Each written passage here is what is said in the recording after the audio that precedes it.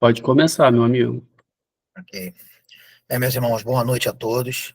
Vamos primeiramente agradecer, né, por mais essa oportunidade de estarmos juntos para estudarmos e aprendermos mais um pouquinho sobre um assunto importante.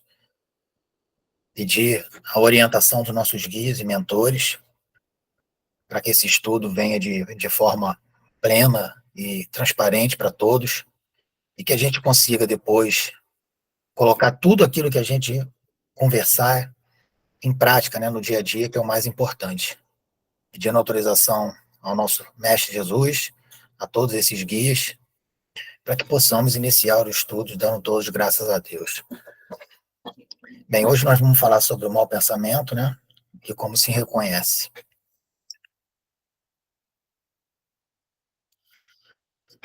Bem, no Evangelho segundo o Espiritismo, no capítulo 28, item 20, diz: duas origens pode ter qualquer pensamento mau: a própria imperfeição de nossa alma ou uma funesta influência que sobre ela se exerça. Neste último caso, há sempre indício de uma fraqueza que nos sujeita a receber essa influência. Há, por conseguinte, indício de uma alma imperfeita. Bem, no entendimento espírita, as almas ou espíritos estão em diferentes estágios de evolução moral e intelectual. Espíritos menos evoluídos, que ainda carregam muitas imperfeições e paixões, tendem a nutrir maus pensamentos com maior frequência. Essas imperfeições podem incluir sentimentos como inveja, orgulho, egoísmo e rancor. A reforma íntima e o progresso moral são vistos como caminhos para superar essas inclinações negativas. À medida que a alma evolui e se purifica, ela se afasta dos pensamentos maus e se aproxima de sentimentos mais elevados, como o amor, a caridade e a fraternidade. A doutrina espírita também ensina que estamos constantemente cercados por espíritos que podem exercer influências positivas ou negativas sobre nós. Espíritos menos evoluídos, que ainda se apegam a sentimentos e desejos terrenos, podem tentar influenciar os encarnados a adotarem maus pensamentos e comportamentos. Essa influência pode ocorrer de maneira sutil, através de sugestões e inspirações negativas.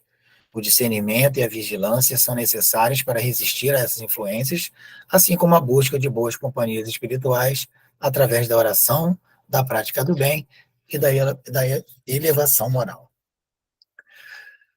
O Espiritismo, portanto, enfatiza a importância da autoobservação, do esforço contínuo para melhorar moralmente e da busca de proteção espiritual para lidar com as origens dos maus pensamentos. De sorte que aquele que venha a falir não poderá invocar por escusa a influência de um espírito estranho, visto que esse espírito não o teria arrastado ao mal se o considerasse inacessível à sedução. Quando surge em nós um mau pensamento, podemos, pois, imaginar um espírito maléfico a nos atrair para o mal, mas a cuja atração podemos ceder ou resistir, como se tratara das solicitações de uma pessoa viva. Ceder ou resistir à influência, à influência de um espírito maléfico depende da nossa vigilância e estado moral. Para ceder à influência negativa, normalmente estamos em um estado de vulnerabilidade emocional ou moral, como o desânimo, a raiva ou a falta de autocontrole. Espíritos maléficos podem aproveitar essas brechas para sugerir pensamentos e comportamentos negativos. Por outro lado, para resistir a essas influências, é essencial manter a mente elevada e focada em bons pensamentos. A prática da oração, a meditação, a leitura edificante e a busca constante por ações positivas fortalecem nossa proteção espiritual. Cultivar a vigilância, autoconhecimento e reforma íntima são formas eficazes de fortalecer nossa resistência e impedir que influências negativas tenham poder sobre nós. Além disso, manter boas companhias, tanto físicas quanto espirituais, também contribui para a nossa proteção e elevação moral. Devemos, ao mesmo tempo, imaginar que, por seu lado, o nosso anjo guardião ou espírito protetor combate em nós a influência e espera com ansiedade a decisão que tomemos. A nossa hesitação em praticar o mal é a voz do espírito bom, a se fazer ouvir pela nossa consciência. Bem, o nosso anjo da guarda e nosso mentor espiritual, também chamados de espíritos protetores, tem a função essencial de nos guiar e proteger contra influências negativas, incluindo o mau pensamento. Estes espíritos elevados nos acompanham desde o nascimento, oferecendo intuições, inspirações e conselhos que visam nosso bem e progresso moral. Quando nos encontramos diante de pensamentos ou influências negativas, o anjo da guarda ou mentor nos ajuda a discernir o certo do errado, incentivando-nos a optar pelo caminho do bem. Para aproveitar plenamente essa ajuda, é importante manter uma conexão com esses espíritos amigos através da oração, da meditação e de ações positivas.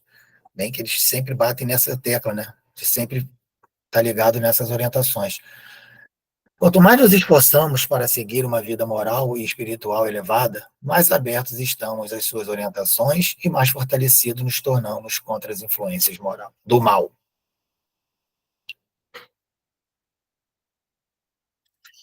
Reconhece que um pensamento é mau quando se afasta da caridade, que constitui a base da verdadeira moral, quando tem por princípio o orgulho, a vaidade ou o egoísmo. Também quando a sua realização pode causar qualquer prejuízo a outro, ou quando, enfim, nos induz a fazer aos outros o que não quereríamos que nos fizesse. O reconhecimento do mau pensamento no Espiritismo está diretamente ligado ao afastamento da caridade e à valorização de sentimentos negativos como o orgulho, a vaidade e o egoísmo. Quando deixamos de praticar a caridade, que é um dos pilares fundamentais para o crescimento moral e espiritual, nos tornamos mais suscetíveis a pensamentos e comportamentos prejudiciais. O orgulho nos faz acreditar que somos superiores aos outros, impedindo-nos de ver nossas próprias falhas e de aprender com elas. A vaidade nos faz buscar constantemente a aprovação e admiração alheia, desviando nosso foco do desenvolvimento interior para a aparência externa. E o egoísmo nos faz colocar nossos interesses acima dos interesses dos outros, ignorando as necessidades e sofrimentos alheios.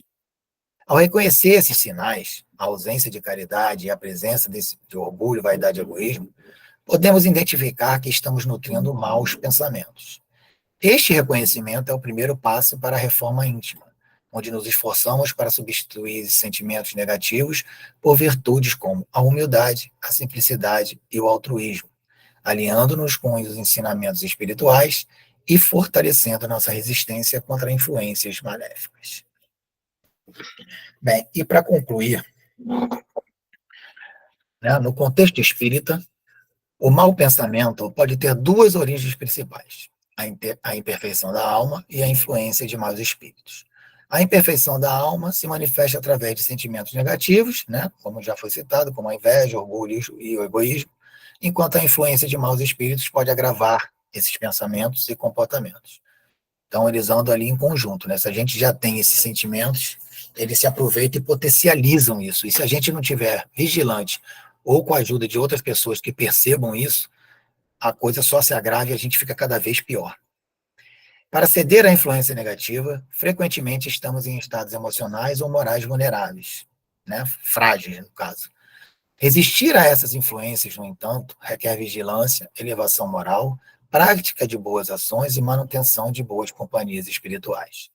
O anjo da guarda, ou mentor, desempenha um papel fundamental nesse processo, guiando-nos e protegendo-nos contra pensamentos e influências negativos. Eu vou um pouquinho além, né? Eu acho que a companhia ali mais próxima da gente, a nossa família ali, no meu caso, a Tatiana, que sempre apaga esse fogo quando eu estou mal, eu acho que é assim, crucial, né? E eu acho que todos já viveram isso. Os nossos queridos aqui, a nossa família mais próxima, ela conhece as nossas atitudes, o nosso jeito.